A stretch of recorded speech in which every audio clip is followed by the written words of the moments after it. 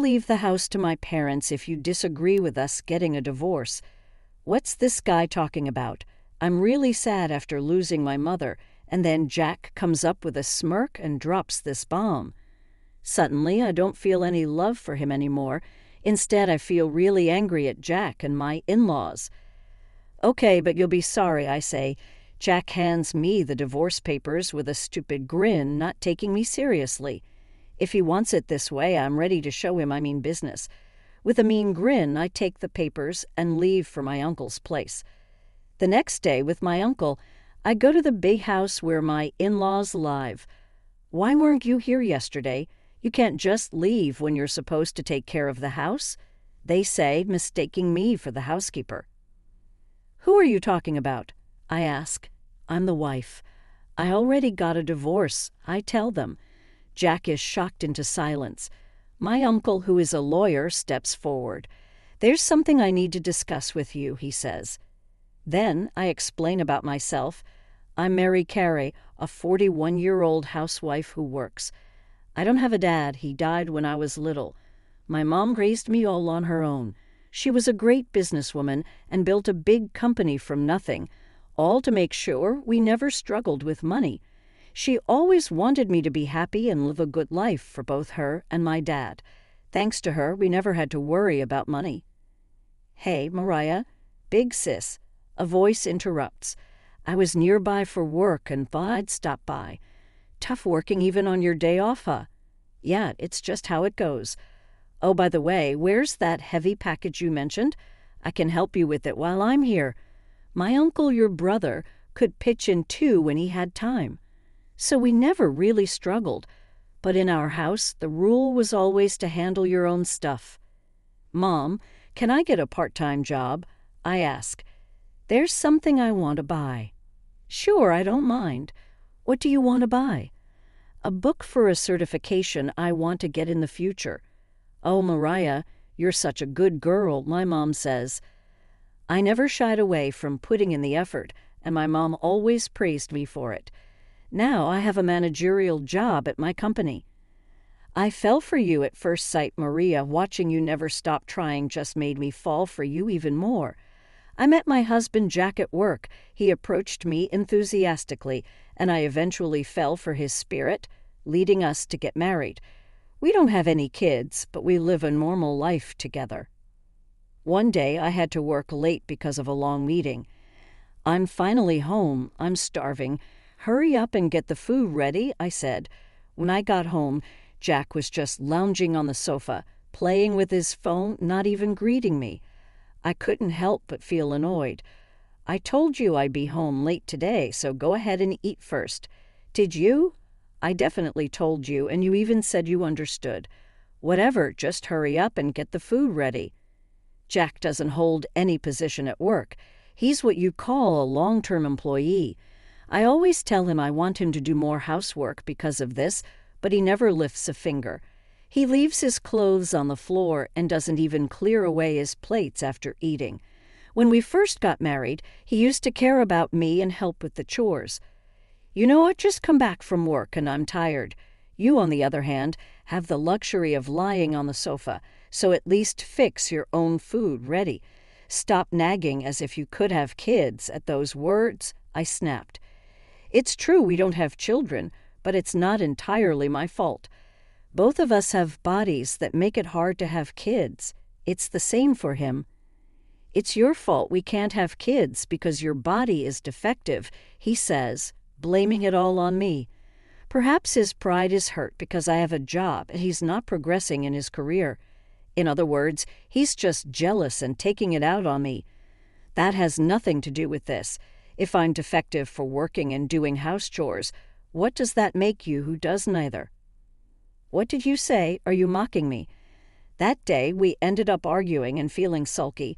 Jack went to bed without eating anything. I was left holding my head, unable to understand his actions. I've worked so hard, I muttered to myself while warming up some pre-made dishes. The next morning, it was a rare day off with nothing to do, so I got up later than usual. Jack's not here, huh?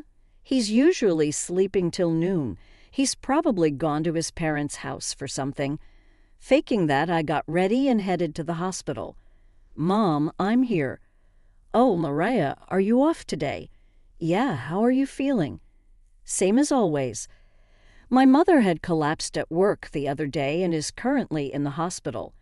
Knowing her, she probably felt unwell before she collapsed but ignored it and continued working until her body couldn't take it anymore. Even now, she must be feeling unwell, but she's working from her hospital bed.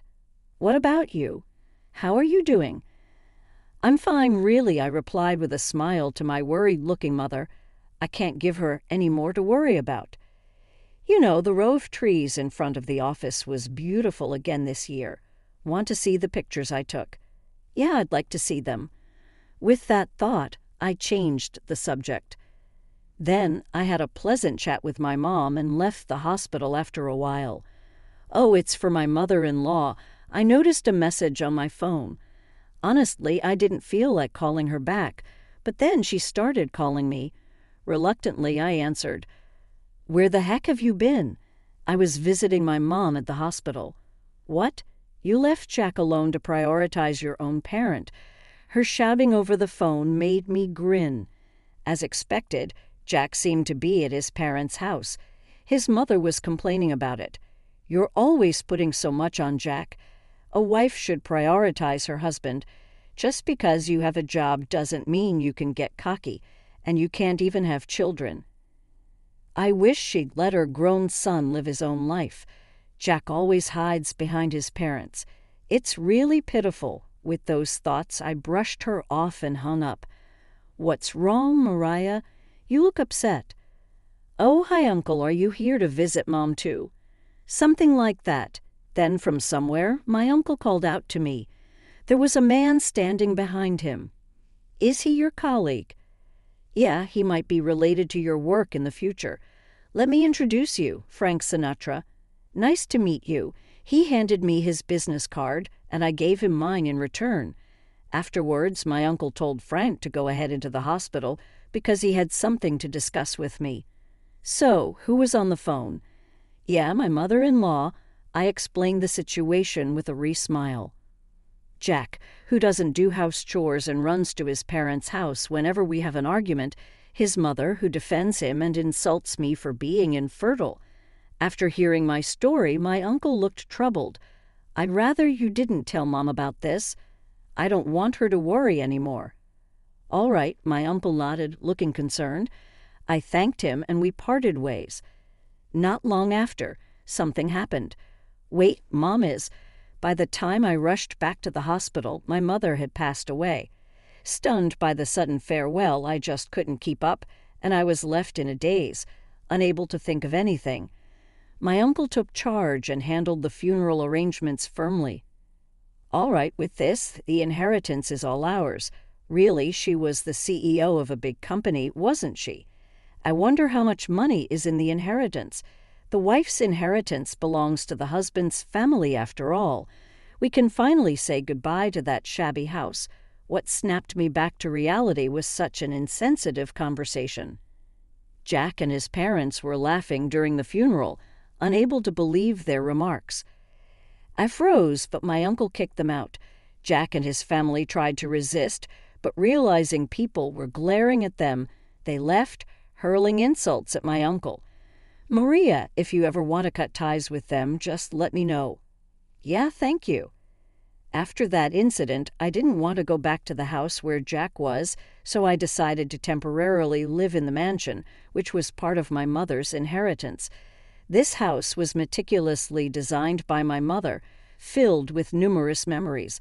I planted flowers in the garden to soothe my busy mother, and we played hide and seek in this vast mansion on holidays. Even though she should have been busy with work, my mother always made time for me. Spending time in this mansion brings back those days. "If I'm gone, you can do whatever you want with this house," my mother had said to me when she was alive. And now I'm thinking maybe I should just as I was pondering this, the doorbell rang. Maybe my uncle came to check on me, worried, since he used to drop by unannounced when I was a kid, saying he was in the neighborhood for work. I opened the front door without thinking. "I knew you'd be here, Jack, and wow, What a fabulous house. Hey, wait a minute. There stood Jack and his parents. Surprised by the unexpected visitors, they barged into the mansion. Moreover, they brought moving boxes with them, one after another. What are you doing in my mother's house? Your mother is gone, isn't she? This is my house now. No, you're wrong. This house is in my parents' name. My mind went blank at those words. My parents. But it's my mother's inheritance. Why would it belong to Jack's parents? That illegal assistant friend changed the ownership for us. What? How dare you do such a thing without asking? Shut it. A wife's belongings belong to the husband's family. But hey, relax. We'll keep you as our maid, Jack said with a grin. The house will be given to my parents. If you oppose this, we're getting a divorce. What on earth is he talking about? Jack spoke with a smile, while I'm drowning in sorrow from losing my only mother. At that moment I realized my love for him had vanished. In its place, anger towards Jack and his parents welled up inside me.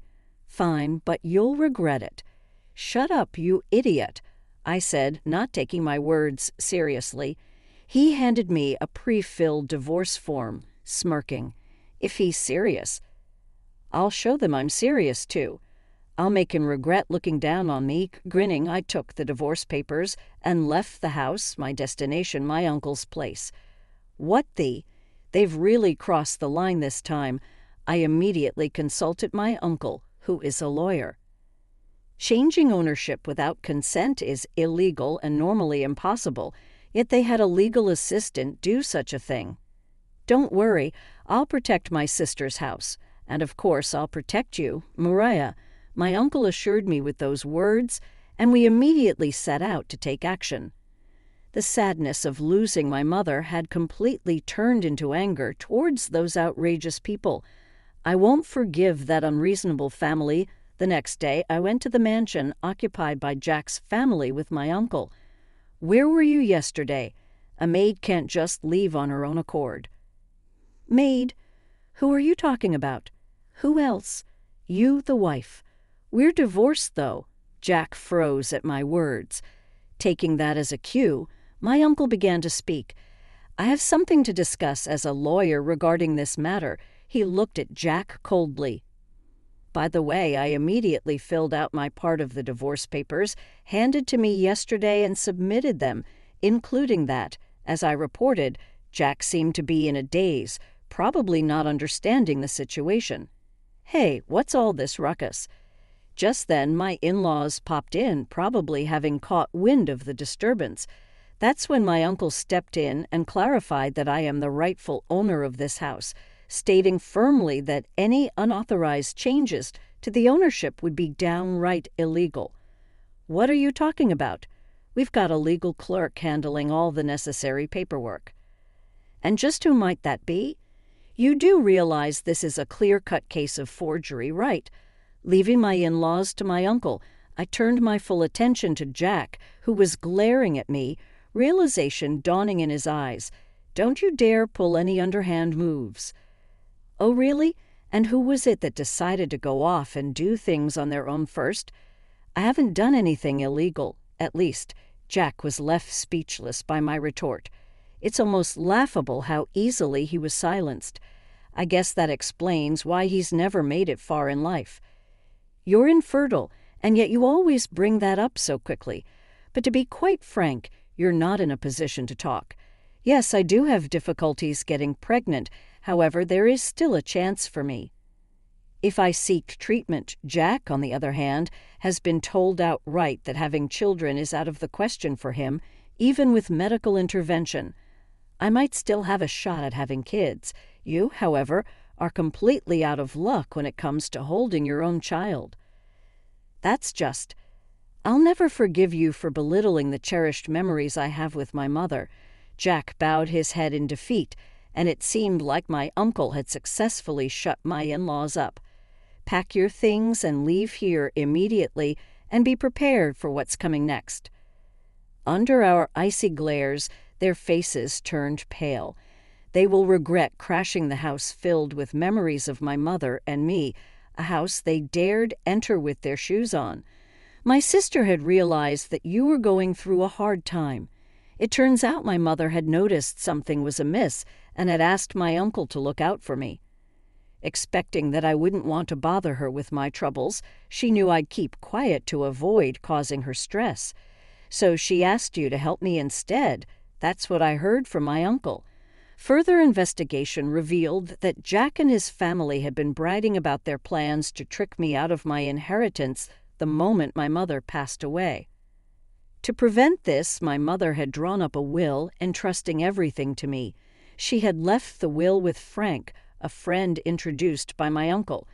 Right here it states that all of her estate is to be left to her daughter, Maria, and she made it clear that I can do as I please with this mansion. It was clearly written in the will that had been entrusted to Frank. Jack's face turned pale as he heard this, and he started to cling to me desperately. "Please, Maria, I'm begging you. I've already sold our house, and my parents' house is gone too." "What? Why on earth would you do something like that without thinking it through?" It actually came out that Jack had racked up a significant amount of debt behind my back, and all of it was from spending lavishly at nightclubs. He had taken advantage of my busy schedule to frequent these clubs, throwing money at the hostesses night after night.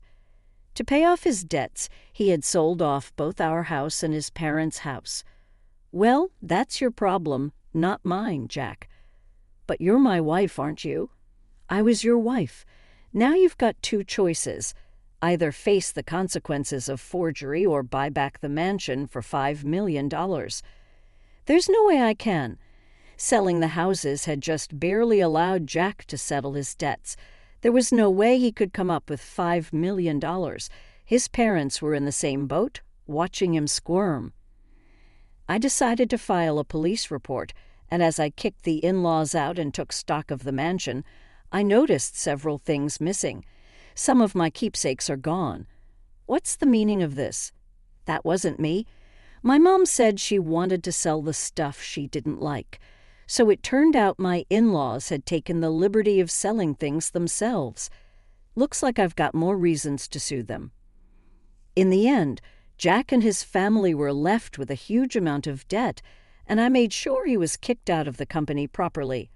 After all, I'm the president now, taking over for my mother. Bring me that idiot wife. In such a situation, the father-in-law stormed into the company.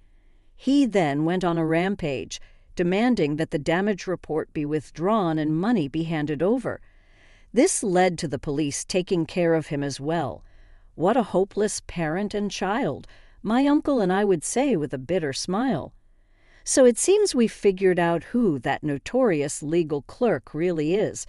Turns out that legal clerk was apparently a cousin of Jack's. He manipulated the situation to make me look like a villain, grabbed a hold of my weaknesses to force me into cooperating. Because of this incident, this cousin has been cut off from his path as a legal clerk, holding a grudge against our in-laws, and has been spreading rumors in the family, saying I was deceived. They are demons, leading to our in-laws' isolation, so I've heard. It's quite a mess now. Man, that family on the other side seems like they've got some crazy blood running through them. Seems like it. Well, they can just drag each other down for all I care. I have no sympathy for them whatsoever. So that's what I thought. So have you decided what to do with that mansion? Yeah, I've decided to sell it. Indeed, that mansion is filled with memories of my mother. However, it's been tarnished by my in-laws. Plus, that mansion is too big for one person to live in. If Maria has decided that, then do as you please. I'm on your side, my uncle said, showing his support for my decision. And so I sold the mansion. Luckily, a wealthy individual looking to spend their remaining years in peace quickly bought it. I said my goodbyes to the memories with my mother and left the mansion behind. From now on, I'll be living alone in an apartment closer to my workplace. Maria. Oh, Frank, I heard from the senior and I came here. I was approached by Frank right after leaving the office. I owed a lot to him for investigating Jack's family and helping me gather evidence. Would you have some time to spare for me?" "Sure, I don't mind." And with that, we entered a cafe near the office. "Thank you for everything, including what you did about my mother." "No, I just wanted to be there for you, Mariah." Saying that, Frank looked at me earnestly, surprised. I still looked back at him. "I like you, Maria. I know things just settled with Jack, and you might not feel the same way right now, but please think about it when things have calmed down." Saying that, Frank gave me his personal contact information. Honestly, I had noticed his actions, but until now I wasn't able to see him in that way. "I'm serious about this," he said, his face turning bright red. At this moment, I found him endearing. Maybe it wouldn't be so bad to get married again, I thought to myself. Sometime later, my in-laws apparently tried to take back the mansion by breaking into it. Perhaps they thought I was still there. However, it was already owned by the wealthy family. Thanks to the various security measures they had in place, Jack and his family were quickly dealt with by the authorities. With their previous criminal record, they were handed a prison sentence. "Please, Mariah, help me. I had forgotten to block his number," and just like that, I got a message from Jack. What an idiot. It seems like the in-laws were the only ones who broke in, and Jack managed to avoid trouble by asking around for help. However, he still has debts too heavy for one person to bear. "Can't you learn your lesson already? There's no way I'm going to help you." "But we were married once, weren't we?" "Really, I'm just disappointed in myself for not having enough discernment when it comes to you. I've realized I shouldn't be swayed by you. I need to be more careful from now on." "Well, I don't think I need to worry about that anymore." "Is that all you wanted to talk about, Mariah? Give me another chance, To. I'm going to have to pass. Goodbye." With that, I hung up the phone this time. I made sure to block his number properly. "Is the call over?" "Yes, it's over now." I decided to start dating Frank. We are now engaged. My uncle encouraged me, saying, "This guy is all about sincerity, Frank. I have a hard time getting pregnant, and I'm not young anymore. All I need is you. Besides, family isn't just about blood ties. I genuinely felt that I could build a happy family with him." Then I talked to my uncle about Jack, Frank, and having children. "That's great. If that's what you both have decided, then I'm happy for you." "You? I've always wondered, why do you support me so much, Uncle?" "Well, it's a promise I made to your father. According to my uncle, he and my father were best friends. He told me that my father always used to say, 'If anything ever happens to me, please take care of my wife and Mariah, and to be on your side.' I see. Besides, you're like a daughter to me," he said with a smile, and I smiled back. I was really glad that he was on my side. "Be happy." "Yes, of course." I made a firm promise to my uncle that I would be happy. This time, I can't make him worry about me anymore. After that, I married Frank. We enjoyed our life together for a while before deciding to adopt a child. This kid is my grandchild. My uncle also cherished the child. I poured as much love into the child as my mother had into me. Because it's our child, we'll be fine no matter what. Yes, we will. There may be many trials awaiting us in the future, but I believe we can overcome them. I decided to teach the lessons my mother taught me to my child, to be an ally like my uncle, and to convey honest feelings like Frank.